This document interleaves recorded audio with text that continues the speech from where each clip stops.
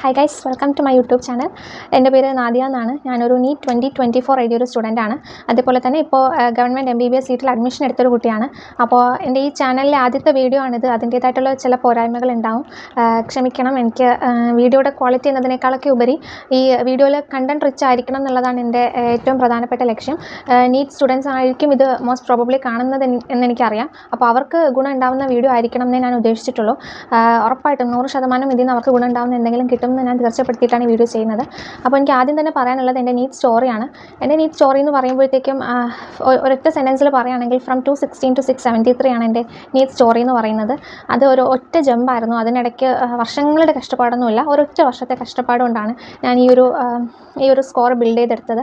അപ്പോൾ എങ്ങനെയാണ് ഒരു വർഷം കൊണ്ട് നമുക്കിത് ചെയ്തെടുക്കാൻ പറ്റുന്നത്, ഞാൻ എന്തൊക്കെയാണ് അതിന് ചെയ്തത് എന്നുള്ളതൊക്കെയാണ് ഞാൻ ഈ വീഡിയോയിൽ ഡീറ്റെയിൽഡ് ആയിട്ട് പറയാൻ ഉദ്ദേശിക്കുന്നത്. ആദ്യം തന്നെ ഞാൻ പഠിച്ചു വന്നൊരു ബാക്ക്ഗ്രൗണ്ട്, എൻ്റെ പ്ലസ് ടു വരെയുള്ളൊരു കാലഘട്ടം ഞാൻ പറഞ്ഞുതരാം. പ്ലസ് ടു വരെ ഞാൻ സ്റ്റേറ്റ് സിലബസിലാണ് പഠിച്ചത്. പ്ലസ് ടു വരെ ആക്ച്വലി എനിക്ക് പ്ലസ് ടുവിന് നല്ല സ്കോർ ഉണ്ടായിരുന്നു, അത് ഞാൻ തുറന്നു പറയാം.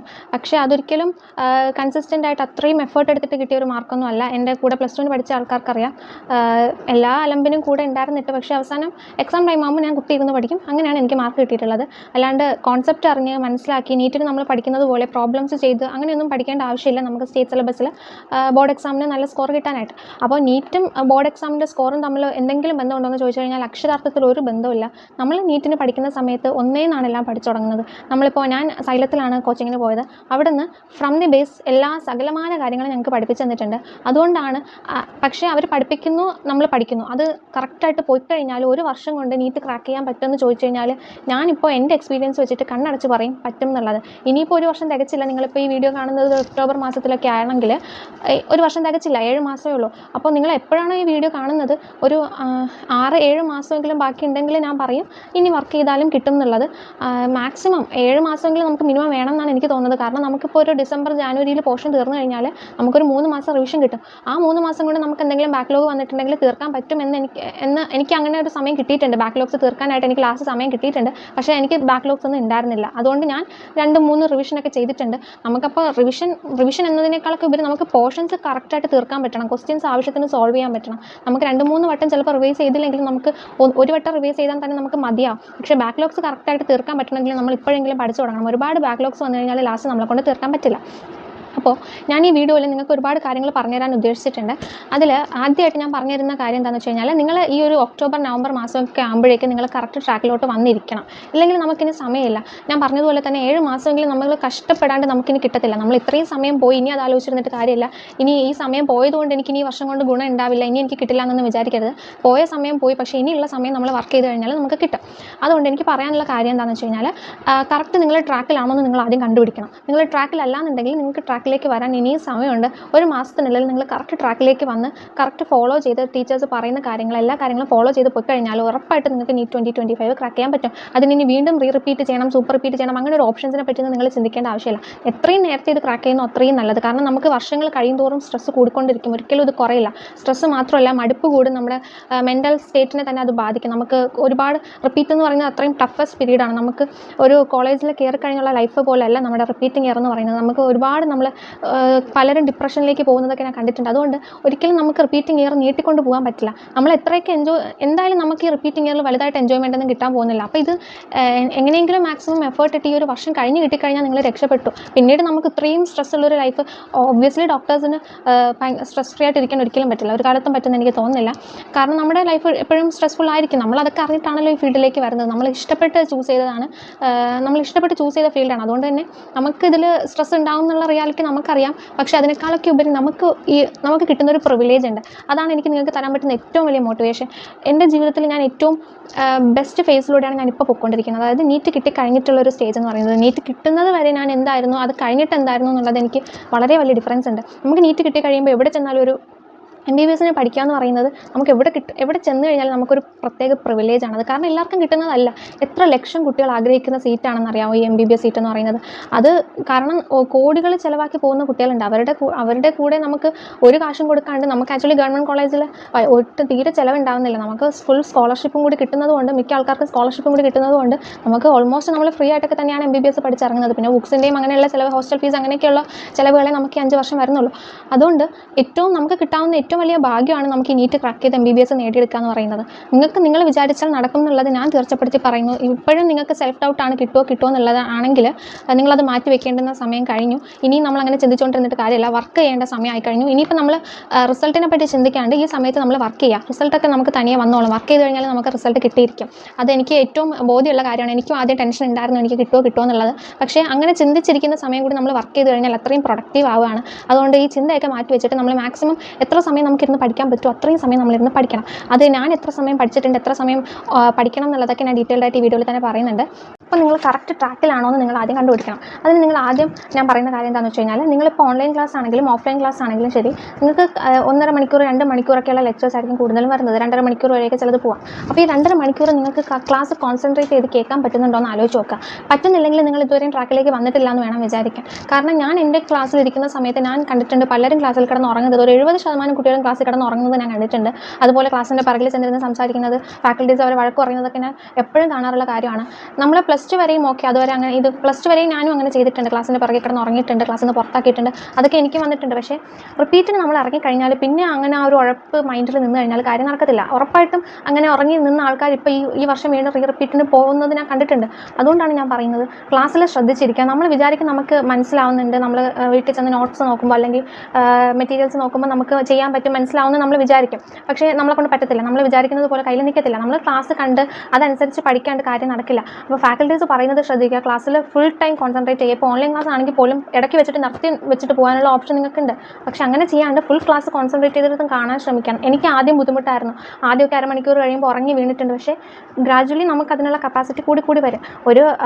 ഒരു മാസമൊക്കെ കഴിയുമ്പോൾ നമുക്ക് കുറച്ചും കൂടി 1/2 മണിക്കൂറും കൂടി ഫോക്കസ് ചെയ്യാൻ പറ്റും. ഒരു 2 മാസം കൂടിയൊക്കെ കഴിയുമ്പോൾ നമുക്ക് കറക്റ്റ് 2.5 മണിക്കൂർ ക്ലാസ് ഉണ്ടെങ്കിൽ 2.5 മണിക്കൂർ നമ്മൾ ശ്രദ്ധിച്ചിരിക്കും. ചില സമയത്ത് നമ്മൾ ചില ക്ലാസ് ഫിസിക്സൊക്കെ നമ്മൾ എൻജോയ് ചെയ്ത് പഠിക്കും. അങ്ങനെയൊക്കെയാണ് നമ്മൾ സത്യം പറഞ്ഞാൽ ഇത് പഠിക്കുന്നത്. നമുക്കല്ലാണ്ട് ഫുൾ ഇഷ്ടപ്പെടാണ്ടിരുന്നാൽ നമുക്കിത് പഠിക്കാൻ പറ്റത്തില്ല. ഇപ്പോൾ ഫിസിക്സ് ബുദ്ധിമുട്ടാണ്, എനിക്ക് എത്രയൊക്കെ വിചാരിച്ചാലും ക്ലാസ് മനസ്സിലാവില്ല എന്നൊരു മൈൻഡ് നമുക്ക് ഉണ്ടായിക്കഴിഞ്ഞാൽ നമുക്ക് പിന്നെ അത് പഠിക്കുക എന്ന് പറയുന്നത് ഇമ്പോസിബിളാണ്. നമ്മൾ ആദ്യം നമുക്ക് ഫിസിക്സിൽ നമുക്ക് എങ്ങനെ എൻജോയ്മെൻറ്റ് കണ്ടെത്താമെന്ന് വെച്ച് കഴിഞ്ഞാൽ, നമുക്ക് പ്രോബ്ലംസ് ചെയ്യുമ്പോൾ ആൻസേഴ്സ് കിട്ടുന്ന സമയത്ത് നമുക്ക് എന്തായാലും തനിയെ ചെയ്യുന്ന സമയത്ത് ആൻസർ കിട്ടുമ്പോൾ നമുക്കൊരു സന്തോഷം കിട്ടും. അതൊക്കെ നമുക്കിതിൽ എൻജോയ്മെൻറ്റ് കണ്ടുപിടിക്കാനുള്ളൂ. അല്ലാണ്ട് നമുക്ക് റീൽസ് കാണുന്ന പോലുള്ള എൻജോയ്മെൻ്റ് ഒന്നും ഇതിൽ നിന്ന് കിട്ടാൻ പോകുന്നില്ല. നമ്മൾ തന്നെ ഇതിൽ നിന്ന് എന്തെങ്കിലുമൊക്കെ എൻജോയ്മെൻറ്റ് കണ്ടുപിടിക്കേണ്ടി വരും. അപ്പോൾ അതിന് ഞാൻ പറയുന്ന വഴിയാണ് നമ്മൾ പ്രോബ്ലംസ് തനിയെ സോൾവ് ചെയ്ത് നോക്കുക. അപ്പോൾ അത് കിട്ടുന്ന സമയത്ത് നമുക്ക് കുറച്ച് സന്തോഷം കിട്ടും. പിന്നെ ടീച്ചേഴ്സുമായിട്ട് ഇൻട്രാക്ട് ചെയ്യുക, അവരെന്തെങ്കിലുമൊക്കെ അവരോട് തന്നെ ഡൗട്ട്സ് ചോദിച്ച് പഠിക്കുക. അങ്ങനെയൊക്കെ നമുക്കിതിൽ എങ്ങനെയെങ്കിലുമൊക്കെ നമുക്കിത് പഠിച്ചെടുക്കാൻ പറ്റുള്ളൂ. അല്ലാണ്ട് നമ്മൾ പറ്റില്ല എന്ന് വിചാരിച്ചിരിക്കരുത്. നമ്മളെല്ലാവരും നമ്മുടെ അതേ ഏജിലുള്ള കുട്ടികളാണ് പഠിച്ചെടുക്കുന്നത്. അപ്പോൾ അവർക്ക് പറ്റുമെങ്കിൽ നമുക്കും പറ്റും. കഷ്ടപ്പെടാനുള്ള മനസ്സുണ്ടായാൽ മതി. ഇതിൽ വല്ലാണ്ട് ബുദ്ധിയുടെയും വിവേകത്തിൻ്റെയും ഒന്നും കാര്യമൊന്നുമില്ല. കഷ്ടപ്പെട്ട് കഴിഞ്ഞാൽ നിങ്ങൾക്ക് കിട്ടുമെന്നാണ് എനിക്ക് തോന്നുന്നത്. പിന്നെ രണ്ടാമത്തെ പോയിന്റ് എന്താണെന്ന് വെച്ച് കഴിഞ്ഞാൽ, അപ്പോൾ ആദ്യത്തെ കാര്യം ക്ലാസ് ശ്രദ്ധിച്ചിരിക്കുക. ഫുൾ ക്ലാസ്സസ് നമുക്ക് കറക്റ്റായിട്ട് ശ്രദ്ധിച്ചിരിക്കുക. ഇടയ്ക്ക് ഉറങ്ങിപ്പോരുത്. ഞാനൊക്കെ ലാസ്റ്റൊക്കെ ആയപ്പോഴത്തേക്കും ഫുൾ ക്ലാസ് എനിക്ക് ഉറക്കം വരാണ്ട് ഞാൻ പിടിച്ചിരിക്കാന്നല്ല, എനിക്ക് ലാസ്റ്റൊന്നും ഉറക്കം വരത്തില്ല. ഞാൻ ക്ലാസ് ശ്രദ്ധിച്ചിരിക്കും. എനിക്കത് വലിയ ബുദ്ധിമുട്ടുള്ള കാര്യമായിട്ട് മാറിയിട്ടില്ല. ആദ്യം ബുദ്ധിമുട്ടായിരുന്നു, പക്ഷേ ലാസ്റ്റൊക്കെ ആയപ്പോഴത്തേക്കും അത് ലാസ്റ്റ് എന്നല്ല, ഈ ഒരു സമയം ഒക്ടോബർ നവംബറൊക്കെ ആയപ്പോഴത്തേക്കും അതൊക്കെ ശരിയായി. ക്ലാസ്സൊക്കെ ഞാൻ കംപ്ലീറ്റ് ശ്രദ്ധിച്ചിരിക്കും. അങ്ങനെ ശ്രദ്ധിച്ചിരിക്കുന്നുണ്ടെങ്കിൽ നിങ്ങൾ കറക്റ്റ് ട്രാക്കിലാണെന്ന് നിങ്ങൾക്ക് വിചാരിക്കാം. ഇനി രണ്ടാമത്തെ കാര്യം എന്താണെന്ന് വെച്ച് കഴിഞ്ഞാൽ, നിങ്ങൾ കണ്ടിന്യൂസ് ആയിട്ട് പ്രോബ്ലംസ് സോൾവ് ചെയ്യുന്നുണ്ടാകും. അതായത് തിയറീസ് പഠിച്ചിട്ട് നമ്മൾ വിചാരിക്കും, തിയറി പഠിക്കുമ്പോൾ നമുക്ക് തോന്നും നമുക്ക് കോൺസെപ്റ്റ് അറിയാം, നമുക്ക് പ്രോബ്ലം കണ്ടാൽ ചെയ്യാൻ പറ്റുമെന്ന് നമുക്ക് തോന്നും. പക്ഷേ വെറും തോന്നലാണത്. നമ്മൾ ക്വസ്റ്റ്യൻ കാണുമ്പോൾ പകച്ചു പോകും. അതുകൊണ്ട് നമ്മൾ തിയറി പഠിച്ചു കഴിഞ്ഞാൽ ആ തിയറി റിലേറ്റഡ് ആയിട്ടുള്ള പ്രോബ്ലംസ് സോൾവ് ചെയ്ത് നമ്മൾ ആ കോൺസെപ്റ്റ് തറവാക്കിയിരിക്കണം. തിയറി മാത്രം പഠിച്ചുകൊണ്ട് നമുക്ക് കാര്യമില്ല. പ്രത്യേകിച്ച് ഫിസിക്സിൻ്റെ കാര്യത്തിലാണെങ്കിൽ തിയറി റിലേറ്റഡ് ക്വസ്റ്റ്യൻസ് വരാറുണ്ടില്ല എന്നല്ല, പക്ഷേ കൂടുതലും ഫിസിക്സിൽ വരുന്നത് പ്രോബ്ലംസ് ആണ്. അത് നമുക്ക് എല്ലാവർക്കും അറിയാവുന്നതാണ്. അപ്പം നമുക്കിപ്പോൾ ഈ ഒരു വർഷത്തെ സംഭവം അല്ലെങ്കിൽ ഇനി വരാൻ പോകുന്ന വർഷങ്ങളിൽ എനിക്ക് തോന്നുന്നത് ഒരു 650+ മാർക്കൊക്കെ നമുക്ക് 650+ എന്തായാലും സ്കോർ ചെയ്താലേ നമുക്ക് നിവർത്തിയുള്ളൂ. അല്ലാണ്ട് 600 അബോവ് എയിം ചെയ്തുകൊണ്ടിരുന്നാൽ കാര്യമില്ല. അതുകൊണ്ട് നിങ്ങൾക്ക് 650+ മേടിക്കണം എന്നുണ്ടെങ്കിൽ നിങ്ങളൊരു 700 എയിം ചെയ്യണം. ഞാൻ സത്യം പറഞ്ഞാൽ 700 എയിം ചെയ്തിട്ടാണ് പോയത്. അതെനിക്ക് എയിംസ് വേണമെന്നുള്ളതുകൊണ്ടൊന്നുമല്ല. ഞാൻ എടുക്കുന്ന എഫേർട്ട് എൻ്റെ ടീച്ചേഴ്സ് എടുക്കുന്നത് ഞാൻ അതുപോലെ കണ്ടിട്ടുണ്ട്. അപ്പോൾ അവർക്ക് റിസൾട്ട് കിട്ടിയിട്ടേ കാര്യമുള്ളൂ. അപ്പോൾ എനിക്കിപ്പോൾ ഒരു 600 അബോവ് കിട്ടി മെഡിക്കൽ കോളേജിൽ കിട്ടുന്നതിനേക്കാൾ 700+ കിട്ടിക്കഴിഞ്ഞാൽ അതെൻ്റെ ഇൻസ്റ്റിറ്റ്യൂഷൻ ആയിരുന്നാലും എന്നെ പഠിപ്പിക്കുന്ന ടീച്ചേഴ്സിനായിരുന്നാലും അത് സന്തോഷമാവുന്ന കരുതിയിട്ട് ഞാൻ ലക്ഷ്യം വെച്ചത് 700+ ആണ്. എൻ്റെ അറിവിൽ 700+ ലക്ഷ്യം വെച്ച് പഠിച്ച കുട്ടികൾക്ക് ഈ പ്രാവശ്യം 650+ കിട്ടിയിട്ടുള്ളൂ. അവർ മാത്രമേ MBBSന് അഡ്മിഷൻ എടുത്തിട്ടുള്ളൂ. എങ്ങനെയെങ്കിലും ഒരു കോളേജിൽ എത്തിച്ചേരണം എന്ന് വിചാരിച്ച് പഠിച്ച ആർക്കും ഇപ്പോൾ കിട്ടിയിട്ടില്ല. അവരൊക്കെ 600 കടന്നിട്ടുണ്ട്. പക്ഷേ ഈ വർഷത്തെ സ്ഥിതി അങ്ങനെയല്ല. എല്ലാ കുട്ടികളും അത്രയും തീവ്രമായിട്ട് വർക്ക് ചെയ്യുന്ന കുട്ടികളാണ്. അവർക്ക് എല്ലാവർക്കും 700+ ഉണ്ട്. അതുകൊണ്ട് തന്നെ ഒബ്വിയസ്ലി കട്ട് ഓഫ് കൂടി. അപ്പോൾ നമ്മൾ ഗവൺമെൻറ് സീറ്റിന് വേണ്ടിയിട്ട് ഇങ്ങനെ കിടന്ന് വെപ്രാളപ്പെടുമ്പോഴത്തേക്ക് നമുക്ക് കിട്ടണമെങ്കിൽ നമ്മൾ അതിന് ഏറ്റവും മാക്സിമം തന്നെ ലക്ഷ്യം വെക്കണം. അതല്ലാണ്ട് ഇനി നിവർത്തിയില്ല. കാരണം കോമ്പറ്റീഷൻ അത്രയും ടൈറ്റ് ആവണം. ആ ഒരു ഫാക്ട് നമ്മൾ അക്സെപ്റ്റ് ചെയ്യാതെ.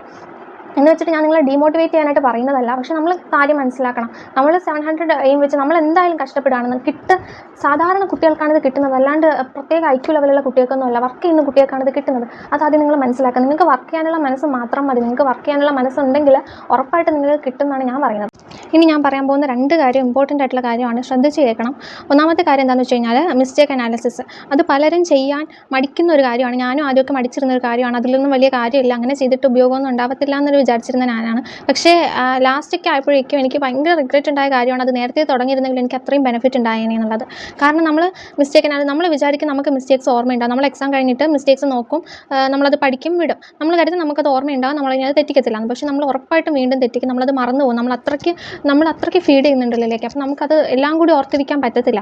അതുകൊണ്ട് നമ്മൾ ചെയ്യേണ്ടുന്ന കാര്യം, ഓരോ എക്സാം കഴിയുമ്പോഴും വീട്ടിൽ പോയിരുന്നിട്ട് ഓരോ എക്സാം പേപ്പറിൻ്റെ ക്വസ്റ്റ്യൻ പേപ്പറിൻ്റെ ബാക്കിലായിട്ട് ഈ എന്തൊക്കെ മിസ്റ്റേക്സ് ആണോ വന്നിട്ടുള്ളത്, അത് എങ്ങനെയാണ് തെറ്റിയത്, പഠിക്കാത്തത് കൊണ്ടാണോ, കെയർലെസ് മിസ്റ്റേക്ക് ആണോ, അതുകൊണ്ട് കോൺസെപ്റ്റ് മനസ്സിലാവാത്തതുകൊണ്ടാണോ, അതൊരു ഡിഫിക്കൽട്ട് ടോപ്പിക് ആയതുകൊണ്ടാണോ, എന്താണ് റീസൺ എന്നുള്ളത് കറക്റ്റായിട്ട് ക്വസ്റ്റ്യൻ നമ്പർ എഴുതുക, അതിൻ്റെ കറക്റ്റ് ആൻസർ എഴുതുക, എന്നിട്ട് എന്തുകൊണ്ടാണ് ആ മിസ്റ്റേക്ക് വന്നതെന്ന് എഴുതുക. എന്നിട്ട് ആ ക്വസ്റ്റ്യൻ പേപ്പറിൻ്റെ പിറകിലെല്ലാം കൂടി പിൻ ചെയ്ത് വെക്കുക. സബ്ജക്റ്റ് വൈസ് തിരിച്ച് എഴുതണം. എന്നിട്ട് നിങ്ങൾ ഒരു കാര്യം കൂടി ശ്രദ്ധിക്കണം, ഏത് സബ്ജക്റ്റിലാണ് നിങ്ങൾക്ക് ഏറ്റവും കൂടുതൽ മിസ്റ്റേക്ക് വരുന്നതെന്ന് നോക്കണം. എന്നെ സംബന്ധിച്ചിടത്തോളം എൻ്റെ വീക്ക് സബ്ജക്റ്റ് ഫിസിക്സ് ആയിരുന്നു. എനിക്ക് പഠിക്കാൻ ഇഷ്ടമില്ലാത്ത സബ്ജക്റ്റ് അല്ല എൻ്റെ വീക്ക് സബ്ജക്റ്റ്. അത് അങ്ങനെ നിങ്ങൾ വിചാരിക്കരുത്. എനിക്ക് ഫിസിക്സ് പഠിക്കുക എന്ന് പറയുന്നത് ഭയങ്കര ഇഷ്ടമുള്ള കാര്യമാണ്. എനിക്ക് ബയോളജിയേക്കാളും കെമിസ്ട്രിയേക്കാളും ഞാൻ ഏറ്റവും കൂടുതൽ പഠിക്കാൻ സമയം ചിലവഴിച്ചിട്ടുള്ളത് ഫിസിക്സിനാണ്. പക്ഷേ പഠിക്കാൻ ഇഷ്ടമില്ലാത്ത സബ്ജക്റ്റ് അല്ല ഫിസിക്സ്. പക്ഷേ എനിക്ക് മാർക്ക് ഫുള്ള് പോകുന്നത് ഫിസിക്സിനാണ്. കാരണം എനിക്ക് അറിയത്തില്ലായിരുന്നു.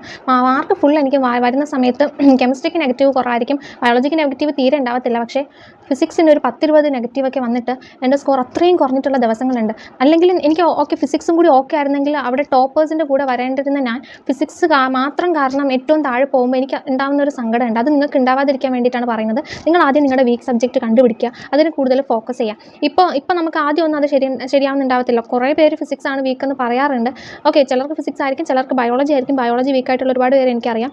അത് ബയോളജി വെറുതെ കളഞ്ഞിടരുത്. നിങ്ങൾ ബയോളജി നിങ്ങൾക്ക് ഓക്കെ ആണെന്ന് വിചാരിച്ചിട്ട് പഠിക്കാണ്ടിട്ടേക്കരുത്. ലാസ്റ്റ് ആകുമ്പോഴത്തേക്ക് നിങ്ങൾ മറന്നു പോകും. അതുകൊണ്ട് ബയോളജി കൂടെ റിവൈസ് ചെയ്യുക. NCERT പക്ക റീഡ് ചെയ്ത് തറവാക്കുക. ബയോളജി സ്കോറിംഗ് സബ്ജക്റ്റ് ആണ്. മാക്സിമം 360 നമുക്ക് മിനിമം 360 നമുക്ക് സ്കോർ ചെയ്തേ പറ്റുള്ളൂ. എങ്ങനെ പോയാലും ബയോളജിക്ക് ഫുൾ മാർക്ക് സ്കോർ ചെയ്യാണ്ട് കാര്യം നടക്കില്ല. കാരണം ഫിസിക്സും കെമിസ്ട്രി നമുക്ക് എങ്ങനെ പോയാലും 1-2 നെഗറ്റീവൊക്കെ വരും. അപ്പോൾ നമുക്ക് ഫുൾ മാർക്ക് സ്കോർ ചെയ്യാൻ പറ്റുന്ന ഏറ്റവും കൂടുതൽ പ്രോബബിലിറ്റി ഉള്ള സബ്ജക്റ്റ് എന്ന് പറയുന്നത് ബയോളജിയാണ്. അത് ഒരിക്കലും വിട്ട് കളയരുത്. അത് പഠിക്കാനായിട്ട് ഉഴപ്പ് വിചാരിക്കരുത്, മടി വിചാരിക്കരുത്. ബയോളജി സ്കോറിംഗ് സബ്ജക്റ്റാണ്. അത് ഫോക്കസ് ചെയ്തേ പറ്റുള്ളൂ. അതുപോലെ തന്നെ നമ്മൾ ഒരുപാട് പേര് കാണിക്കുന്ന ഒരു തെറ്റാണ്, ബയോളജി ആദ്യം എക്സാമിന് എഴുതും, പക്ഷേ ഫിസിക്സ് പേടി കാരണം എഴുതത്തില്ല. പക്ഷേ നമുക്ക് ഫിസിക്സ് മൊത്തം എഴുതാണ്ടിരിക്കാൻ പറ്റില്ല. നമ്മൾ ആദ്യം മനസ്സിലാക്കുക, നമുക്ക് 3 സബ്ജക്റ്റും ഒരുപോലെ അറ്റൻഡ് ചെയ്താലേ പറ്റുള്ളൂ. 3 സബ്ജക്റ്റിൽ നിന്ന് ഒരുപോലെ സ്കോർ ചെയ്താലേ പറ്റുള്ളൂ. മേ ബി ഒരു സബ്ജക്റ്റിൽ നിന്ന് കുറച്ച് അധികം സ്കോർ കുറഞ്ഞാലും കുഴപ്പമില്ല. പക്ഷേ നമുക്ക് എന്നിരുന്നാൽ കൂടി നമുക്ക് ആ സബ്ജക്റ്റ് മൊത്തത്തിൽ വിട്ടുകളയാൻ പറ്റില്ല. 150 മാർക്കാണ് ഒരു സബ്ജക്റ്റിന് മിനിമം വരുന്നത്. 150 മാർക്ക് പോയി കഴിഞ്ഞാൽ നീറ്റ് പിന്നെ നോക്കിയിട്ട് പോലും കാര്യമില്ല.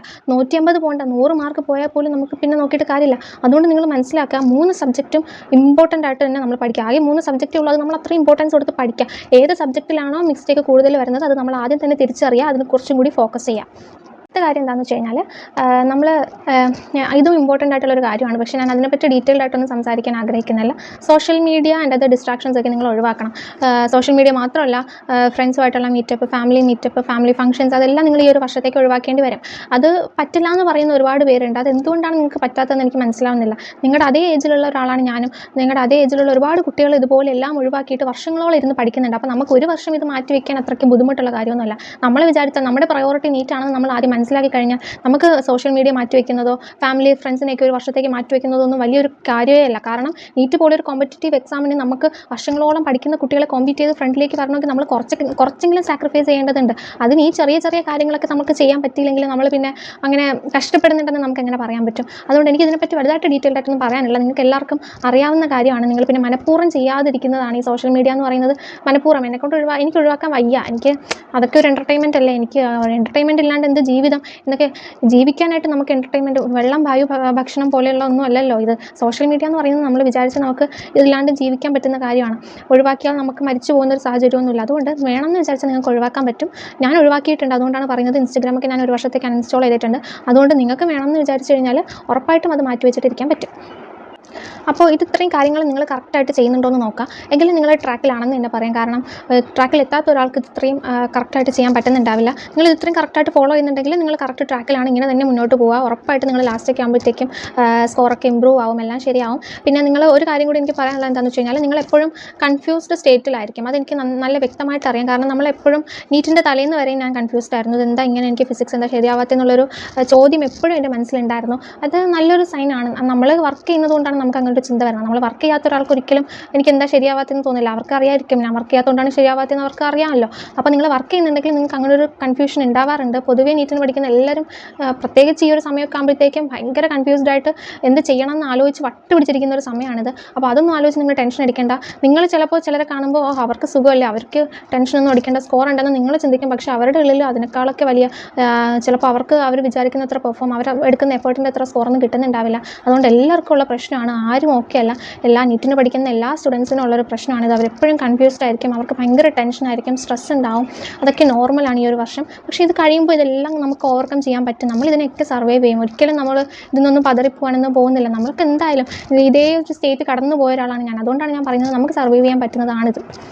പിന്നെ ഞാൻ ഈ ഒരു വർഷം ഏതൊക്കെ ബുക്ക്സ് റെഫർ ചെയ്തിട്ടുണ്ടെന്നുള്ളത് ഞാൻ ഡീറ്റെയിൽഡ് ആയിട്ട് പറയാം.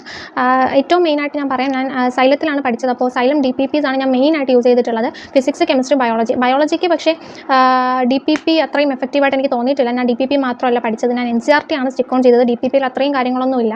അപ്പോൾ NCERT തന്നെ ബയോളജി വീണ്ടും വായിച്ചുകൊണ്ടിരിക്കുക. ബയോളജിക്ക് മറ്റെന്തിനേക്കാളൊക്കെ മീതെ നമ്മൾ NCERT ആണ് ഫോക്കസ് ചെയ്യേണ്ടത്. അതുപോലെ തന്നെയാണ് കെമിസ്ട്രിയിൽ ഇനോർഗാനിക്കും. അത് ഓർഗാനിക്കിന് സൈലം DPP നല്ലതാണ്. അത്യാവശ്യം എല്ലാ കാര്യങ്ങളും DPPയിൽ തന്നെ ഉണ്ട്. പക്ഷേ ഇനോർഗാനിക്കിന് നമ്മൾ ടെക്സ്റ്റ് ബുക്ക് ബയോളജി എങ്ങനെ പഠിക്കുന്നു അതുപോലെ തന്നെ ഇനോർഗാനിക് കെമിസ്ട്രി നമ്മൾ ലൈൻ ബൈ ലൈൻ പഠിക്കണം. പിന്നെ ഫിസിക്കൽ കെമിസ്ട്രി അങ്ങനെ കെമിസ്ട്രി ടെക്സ്റ്റ് വായിക്കേണ്ടെന്നല്ല, നമ്മൾ എല്ലാ സബ്ജക്റ്റിനും ടെക്സ്റ്റുമായിട്ട് ഫെമിലിയർ ആയിരിക്കണം NCERT ആയിട്ട്. അല്ലാണ്ട് +2ൻ്റെ പോലെ ടെക്സ്റ്റ് അടച്ചു വെച്ചിട്ട് പ്രീവിയസ് ക്വസ്റ്റ്യൻസ് മാത്രം നോക്കിയിട്ട് പോയിട്ട് കാര്യമില്ല. ടെക്സ്റ്റ് ബുക്കായിട്ട് നമ്മൾ ഫെമിലിയർ ആയിരിക്കണം, ഫിസിക്സ് ആണെങ്കിൽ പോലും. പക്ഷേ വീണ്ടും റിപ്പീറ്റഡ് ആയിട്ട് വായിക്കേണ്ട ആവശ്യമില്ല. ഫിസിക്കൽ കെമിസ്ട്രിയൊക്കെ ഒരു 2 വട്ടമേ ഞാൻ വായിച്ചിട്ടുള്ളൂ. അതിൻ്റെ ആവശ്യമുള്ളൂ. അതിൽ നിന്ന് തന്നെ നമ്മൾ ഇമ്പോർട്ടൻറ്റ് പോയിന്റ്സ് മാർക്ക് ചെയ്തിടുക, അത് വീണ്ടും റിപ്പീറ്റ് ചെയ്ത് വായിക്കുക. അല്ലാണ്ട് line by line physical chemistry ഒന്നും വായിച്ച് പഠിക്കേണ്ട ആവശ്യമില്ല. പിന്നെ ഫിസിക്കൽ കെമിസ്ട്രി ക്വസ്റ്റ്യൻസ് ചെയ്യാം. അതിന് ഞാൻ യൂസ് ചെയ്തിട്ടുള്ളത് സൈലത്തിൻ്റെ മെറ്റീരിയൽസ് യൂസ് ചെയ്തിട്ടുണ്ട്. മെറ്റീരിയൽ എന്ന് പറയുമ്പോൾ നമുക്ക് ബോക്സിലാക്കിയിട്ട് അവർ DPPക്ക് പുറമെ ബോക്സിലാക്കിയിട്ട് മെറ്റീരിയൽസ് തരും. അത് ഞാൻ സൈലത്തിന് ഓർഗാനിക് കെമിസ്ട്രിക്ക് അത് നല്ലതല്ല. ഇനോർഗാനിക് കെമിസ്ട്രിക്ക് ഞാനത് യൂസ് ചെയ്തിട്ടുണ്ട്. ഓർഗാനിക് കെമിസ്ട്രിക്ക് ഞാൻ ബാലാജി എന്ന് പറഞ്ഞിട്ട് ഒരു ബുക്ക് റെഫർ ചെയ്തിട്ടുണ്ട്. അത് ആക്ച്വലി ഞാൻ അത്രയ്ക്ക് സജസ്റ്റ് ചെയ്യുന്നൊന്നുമില്ല. പക്ഷേ നിങ്ങൾക്ക് ഓർഗാനിക് ഭയങ്കര ടഫ് ആണെന്നുണ്ടെങ്കിൽ, നിങ്ങൾക്ക് അത് തറവാക്കി എടുക്കണം എന്ന് അത്രയും ആഗ്രഹം ഉണ്ടെങ്കിൽ, എനിക്ക് അങ്ങനെ ഒരു ക്യാരക്ടർ ഉണ്ട്. അതായത് എനിക്കൊരു കാര്യം ടഫാണെന്ന് തോന്നിക്കഴിഞ്ഞാൽ അത് തറവാക്കി എടുക്കാണ്ട് എനിക്ക് സമാധാനം കിട്ടത്തില്ല. അതിന് വേണ്ടിയിട്ടാണ് ഞാൻ ബാലാജി ഓർഗാനിക് കെമിസ്ട്രി ചെയ്തത്. അപ്പോഴേ ഞാനത് മേടിച്ചപ്പോഴേ എല്ലാവരും പറഞ്ഞായിരുന്നു ബുദ്ധിമുട്ടാണെന്ന്. പക്ഷേ എനിക്കതൊന്നും പ്രശ്നം ഉണ്ടായിരുന്നില്ല. എനിക്ക് സമയമുണ്ട്, ഞാൻ അത്രയും സമയം വർക്ക് ചെയ്യുന്നുണ്ട്. അതുകൊണ്ട് എനിക്ക് എന്തായാലും എന്ത് ചെയ്തിട്ടാണെങ്കിലും അത് തറവാക്കണം എന്നുള്ളത് കൊണ്ട് ഞാൻ ബാലാജി ചെയ്തു. ഞാൻ അവസാനം ഈ ബാലാജി ചെയ്ത് കഴിഞ്ഞപ്പോഴേക്കും ഞാൻ ഓർഗാനിക്കിൽ പുലിയായി. സത്യമായിട്ട് ഞാൻ തുറന്നു പറയാം, അത്രയും കോൺഫിഡൻ്റ് ആയി ഞാൻ ഓർഗാനിക്കിൽ. അതുകൊണ്ട് നിങ്ങൾക്ക് ഇപ്പോൾ അങ്ങനെ ഒരു പ്രശ്നം ഉണ്ടെങ്കിൽ നിങ്ങൾക്ക് ബാലാജി റെഫർ ചെയ്യാം. അല്ലാത്തവരാണ് ഓർഗാനിക് ഓക്കെ ആണ്, ബാക്കി ബുക്സ് ചെയ്തപ്പോൾ തന്നെ നിങ്ങൾക്ക് അത്യാവശ്യം എല്ലാ പ്രോബ്ലംസ് സോൾവ് ചെയ്യാൻ പറ്റുന്നുണ്ടെങ്കിൽ നിങ്ങൾ ബാലാജി ഒന്നും ചെയ്യണം എന്നില്ല. അത്രയും റെക്കമെൻഡ് ഒന്നും അല്ല. പക്ഷേ നല്ല ബുക്കാണ്. ഞാൻ എൻ്റെ എക്സ്പീരിയൻസ് വെച്ചിട്ട് പറയുകയാണ്. ചിലർ പറയും ബാലാജി ചെയ്യുന്നവർക്ക് വട്ടാണെന്ന്. അതിൻ്റെ ആവശ്യമൊന്നുമില്ല, ജയിലാണെന്നൊക്കെ പറയും. പക്ഷേ എനിക്ക് ബാലാജി ചെയ്തതുകൊണ്ടാണ് ഞാൻ അത്രയും തറവായത്. അതുപോലെ തന്നെ ബാലാജിയുടെ ഫിസിക്കൽ കെമിസ്ട്രി ഞാൻ ചെയ്തിട്ടുണ്ട്. അത് തീരെ റെക്കമെൻഡ് അല്ല, നമുക്ക് വട്ട് പിടിക്കും. ഞാനതിൻ്റെ എല്ലാ ചാപ്റ്ററും ചെയ്തിട്ടില്ല. ഇക്വിലിബ്രിയം അങ്ങനെ കുറച്ച് തെർമോഡൈനാമിക്സ് പോലെ ചില ചാപ്റ്റേഴ്സ് മാത്രമേ ഞാൻ ചെയ്തിട്ടുള്ളൂ. അല്ലെങ്കിൽ നമുക്കത് കുറച്ച് വട്ടാവും. അത്രയും ടഫ് ക്വസ്റ്റ്യൻസ് ഉണ്ട്. അത് ലെവലാണെന്ന് തന്നെയാണ് എനിക്കും തോന്നുന്നത്.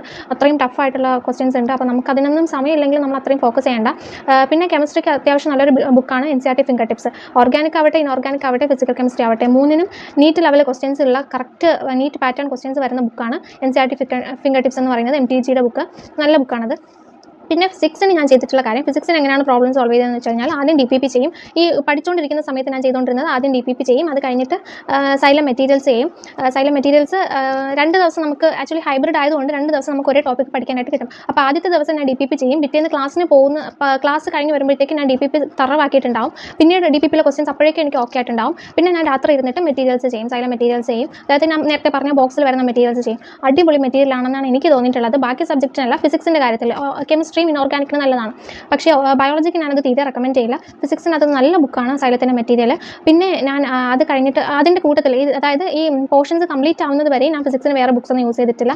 പിന്നെ ഇത് കംപ്ലീറ്റ് ആയ ശേഷം, അതായത് പോർഷൻസ് കംപ്ലീറ്റ് ആയ ശേഷം റിവിഷൻ തുടങ്ങിയ സമയത്ത് ഞാൻ പറഞ്ഞല്ലോ എനിക്ക് ബാക്ക്ലോഗ്സ് ഒന്നും ഉണ്ടായിരുന്നില്ല. ഞാൻ പനി വന്നാൽ പോലും ഞാൻ കിടക്കത്തില്ല. ഞാൻ ആ സമയത്തും എഴുന്നേറ്റിരുന്ന് വർക്ക് ചെയ്യും. എന്നെക്കൊണ്ട് പറ്റുന്നത് പോലെ ഞാൻ വർക്ക് ചെയ്യുമായിരുന്നു. അതുകൊണ്ട് തന്നെ എനിക്ക് ബാക്ക്ലോഗ്സ് തീരെ ഉണ്ടായിരുന്നില്ല. അപ്പോൾ ഞാൻ ചെയ്തത് എന്താണെന്ന് വെച്ച് കഴിഞ്ഞാൽ, റിവിഷൻ സമയത്തായപ്പോഴത്തേക്കും എനിക്ക് ഫിസിക്സ് പാടാണ്. ഫിസിക്സ് പ്രോബ്ലംസ് കാണുമ്പോൾ എനിക്ക് സോൾവ് ചെയ്യാൻ പറ്റുന്നില്ല. ഫിസിക്സ് ക്വസ്റ്റ്യൻസ് കാണുമ്പോൾ ഞാൻ എന്തൊക്കെ ചെയ്തിട്ട് ഞാൻ പകച്ചു പോവുകയാണ്. എനിക്ക് എങ്ങനെയാണ് ഇത് ചെയ്യേണ്ടതെന്നൊരു ഞങ്ങൾക്ക് പിടി കിട്ടുന്നില്ല എങ്ങനെയൊക്കെ നോക്കിയിട്ട്. അപ്പോൾ ഞാൻ ഈ സെങ്കേജ് മേടിച്ചിട്ട് ചെയ്ത് നോക്കി. എനിക്ക് സ്വന്തമായിട്ട് തോന്നിയതാണ് സെങ്കേജ് ചെയ്യണം എന്നുള്ളത്, ആരും എന്നോട് പറഞ്ഞതല്ല. പക്ഷേ ഞാൻ മേടിച്ച് ചെയ്തതിന് ശേഷം എനിക്കത് അത്രയും എന്താ പറയുക, ഞാൻ ഫിസിക്സിൽ അത്രയും ഇമ്പ്രൂവ് ആയിട്ടുണ്ട്. കാരണം ഞാൻ അത്രമാത്രം ക്വസ്റ്റ്യൻസ് ചെയ്തിട്ടുണ്ട്. ഞാൻ കാണാത്ത ഒരു ക്വസ്റ്റ്യൻ പോലും ഇല്ലാന്നാണ് എനിക്ക് അവസാനം എനിക്ക് അങ്ങനെ തോന്നി. ഞാൻ കണ്ടിട്ടില്ലാത്ത ക്വസ്റ്റ്യനൊന്നും എനിക്ക് വരത്തില്ല. അത്രമാത്രം ക്വസ്റ്റ്യൻസ് ഞാൻ ചെയ്തിട്ടുണ്ട്. ക്വസ്റ്റ്യൻസ് ചെയ്യുമ്പോഴുള്ള കറക്റ്റ് എങ്ങനെയാണ് ഇക്വേഷൻ അപ്ലൈ ചെയ്യേണ്ടത്, എങ്ങനെയാണ് ചെയ്യേണ്ടതെന്നുള്ള ഐഡിയ പിടിയിട്ട് തുടങ്ങി. ലാസ്റ്റൊക്കെ ആയപ്പോഴത്തേക്കും ഫിസിക്സ് പ്രോബ്ലംസ് എങ്ങനെ വന്നാലും ഞാൻ ചെയ്യും. പക്ഷേ എന്നെ ഫിസിക്സിൽ പിന്നീട് കുഴച്ചുകൊണ്ടിരുന്നത് സ്റ്റേറ്റ്മെൻറ്റ് ക്വസ്റ്റ്യൻസ് ആയിരുന്നു. അതിന് എനിക്ക് ചിലപ്പോൾ ഞാൻ NCERT ഫിസിക്സ് ഒരുപാട് വായിച്ചിട്ടില്ല, എനിക്ക് ഭ്രാന്ത് പിടിക്കും. അതുകൊണ്ടാണ് എനിക്കിപ്പോൾ നീറ്റ് എക്സാമിനും മാർക്ക് പോയത് ഫിസിക്സിൻ്റെ സ്റ്റേറ്റ്മെൻറ്റ് ക്വസ്റ്റ്യൻസിനാണ് കൂടുതൽ മാർക്ക് പോയത്. പ്രോബ്ലംസ് എങ്ങനെ കിട്ടിയാലും ഞാൻ സോൾവ് ചെയ്യും. കാരണം സെങ്കേജ് ഞാൻ അത്രമാത്രം ചെയ്തിട്ടുള്ളതുകൊണ്ട് സ്റ്റേറ്റ്മെൻറ്റ് ക്വസ്റ്റ്യൻസ് ആണ് കുഴച്ചത്. സ്റ്റേറ്റ്മെൻറ്റ് ക്വസ്റ്റ്യൻസ് നമുക്ക് സോൾവ് ചെയ്യണമെങ്കിൽ നമുക്ക് കോൺസെപ്റ്റ് തറവായിരിക്കണം. അതുപോലെ തന്നെ NCERT ആയിട്ട് കുറച്ചും കൂടി നമ്മൾ ഫെമിലിയർ ആയിരിക്കണം. ഞാനത് തീരെ അങ്ങനെ ആയിരുന്നില്ല. അതാണ് എനിക്ക് പറ്റിയൊരു തെറ്റെന്ന് പറയുന്നത്. NCERT നമ്മൾ ഒരു വട്ടമെങ്കിലും വായിച്ചിരിക്കണം എല്ലാ ചാപ്റ്ററും. പിന്നെ നമ്മുടെ സെമി കണ്ടക്ടർ, മോഡേൺ ഫിസിക്സിലുള്ള ചാപ്റ്റേഴ്സൊക്കെ നന്നായിട്ട് വായിച്ചിരിക്കണം ഫിസിക്സിൽ. ബാക്കിയൊന്നും ഫിസിക്സ് ഒരുപാടൊന്നും വായിക്കണമെന്ന് ഞാൻ പറയില്ല. കാരണം അതിനൊന്നുള്ള സമയം നമുക്ക് കിട്ടത്തില്ല. ഒരു വർഷം കൊണ്ട് നമ്മൾ ഇത് ഇത്രയും പഠിച്ചെടുക്കുമ്പോൾ നമുക്ക് അതിനൊന്നുള്ള സമയം കിട്ടത്തില്ല. പക്ഷേ മാക്സിമം നമുക്ക് കിട്ടുന്ന സമയത്ത് നമ്മൾ NCERT വായിക്കാൻ നോക്കണം. പക്ഷേ ഫിസിക്സ് വായിക്കണം എന്ന് ആരെങ്കിലും പറയുമ്പോൾ പോലും എനിക്ക് പണ്ടൊക്കെ മടുപ്പായിരുന്നു. അത് കാണുമ്പോൾ ഞാൻ വീഡിയോ ഒക്കെ സ്കിപ്പ് ചെയ്ത് കളയും. അത്രയ്ക്ക് എനിക്ക് മടിയുള്ള കാര്യമാണ് ഫിസിക്സ് NCERT വായിക്കുന്നത്. പക്ഷേ NCERT വായിക്കാണ്ട് എന്തെങ്കിലും ചെയ്യാൻ പറ്റുമെന്ന് വെച്ച് കഴിഞ്ഞാൽ നമുക്ക് കോൺസെപ്റ്റ് അറിയാമെങ്കിൽ ഒരുവിധം നമുക്ക് സ്റ്റേറ്റ്മെൻറ്റ് ക്വസ്റ്റ്യൻസും ചെയ്യാൻ പറ്റും. പക്ഷേ ഈ വർഷം വന്ന 1-2 ക്വസ്റ്റ്യൻസൊക്കെ ടെക്സ്റ്റിൽ നിന്ന് ഡയറക്റ്റ് ചോദിച്ച ക്വസ്റ്റ്യൻസ് ആണ്. അതൊന്നും എനിക്ക് കോൺസെപ്റ്റ് അറിയാമായിരുന്നിട്ടും എനിക്ക് ചെയ്യാൻ പറ്റിയില്ല. ടെക്സ്റ്റ് വായിക്കാത്തതിൻ്റെ പ്രശ്നമായിരിക്കണം, എനിക്കതറിയില്ല. ടെക്സ്റ്റ് വായിക്കണം, സമയം ഉണ്ടെങ്കിൽ നിങ്ങൾ NCERT ടെക്സ്റ്റും കൂടി വായിച്ചോളൂ. എപ്പോഴും ബയോളജി വായിക്കുന്ന പോലെയൊന്നും വായിക്കേണ്ട. ജസ്റ്റ് ഒരു വട്ടോ 2 വട്ടം കാണാം NCERT ടെക്സ്റ്റും കൂടി ഫിസിക്സ് വായിച്ചിരിക്കണം.